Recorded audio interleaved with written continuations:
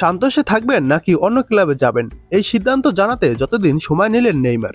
দেখুন, জানুয়ারিতে মাত্র 5 মাসের চুক্তিতে শৈশবের ক্লাব সান্তোসে যোগ দিয়েছিলেন নেইমার জুনিয়র, যা 1 বছর পর্যন্ত বাড়িয়ে নেয়ার সুযোগ রাখা হয়েছিল। তবে সেই সময় ব্রাজিলিয়ান এই তারকা কিছু জানাননি, এখনও বলছেন না সান্তোসে নিজের ভবিষ্যৎ কি কিংবা অন্য কোনো ক্লাবে যোগ দেবেন কিনা। সাংবাদিকদের বারবার এমন প্রশ্নের মুখে পড়ে একটি নির্দিষ্ট সময় চেয়ে নিলেন এবার নেইমার। সেলেসাও তারকার সঙ্গে সান্তোসের চুক্তির মেয়াদ 30শে জুন পর্যন্ত। এখন ক্লাবটি নেইমারকে অন্তত 2026 বিশ্বকাপ পর্যন্ত চুক্তি নবায়নে আগ্রহী। গতকাল জার্মান ক্লাব আরবি লাইপজিগের সঙ্গে প্রীতি ম্যাচ খেলেছিল সান্তোস। 3-1 গোলে হারের পর নেইমারকে তার ক্লাব ক্যারিয়ারের ভবিষ্যৎ নিয়ে জানতে চাইলে বলেন, আমি এ নিয়ে এখনো কিছু জানি না, এমনকি এ সংক্রান্ত কোনো প্রশ্নের উত্তরও দিতে চাই না। ইতিমধ্যে আমি বলেছি আমি এখনো ভাবছি, তাই এখনই কিছু জানি না। এরপর 12 জুন পর্যন্ত সময় চেয়ে নিলেন নেইমার। আমাকে একই প্রশ্ন বারবার করার কোনো মানে নেই, আমি প্রতিবারই একই জবাব দেব, কারণ এটাই উত্তর। আমি সিদ্ধান্ত নেব 12 জুনের পর। ওই সময় থেকে মূলত ব্রাজিলের ক্লাব ফুটবলের প্রতিযোগিতা 1 মাসের জন্য স্থগিত থাকবে, কারণ জুন জুলাই চলবে ফিফা ক্লাব বিশ্বকাপের আসর। স্থানীয় গণমাধ্যমে বলা হচ্ছে, নেইমারের বাবা ও এজেন্ট নেইমার দা সিলভা সান্তোসও সন্তানের ভবিষ্যৎ নিয়ে সিদ্ধান্ত হয়নি বলে জানিয়ে অপশন আছে বলে উল্লেখ করেন।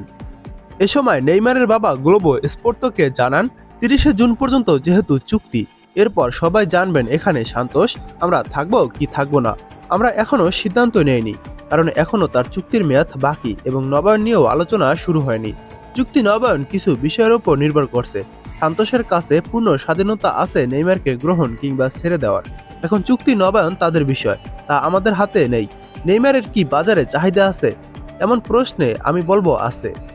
সাম্প্রতিক সময়ে মাংসপেশির চোটের কারণে সান্তোসের হয়ে বেশ কিছু ম্যাচ মিস করেন নেইমার, ফলে ব্রাজিলের শীর্ষ লিগে কেবল 3 ম্যাচ খেলতে পেরেছেন তিনি। এমনকি এটি তার জাতীয় দলে জায়গা না পাওয়ায় ভূমিকা রেখেছে কিনা এমন প্রশ্নে নেইমারের বাবা বলেন, এটি হতেই পারে। এই ইনজুরি প্রত্যাশিত ছিল, আমরা জানতাম দীর্ঘ সময় বাইরে থাকার কারণে পুনরায় ছন্দে ফিরতে আমাদেরও সময় প্রয়োজন আছে।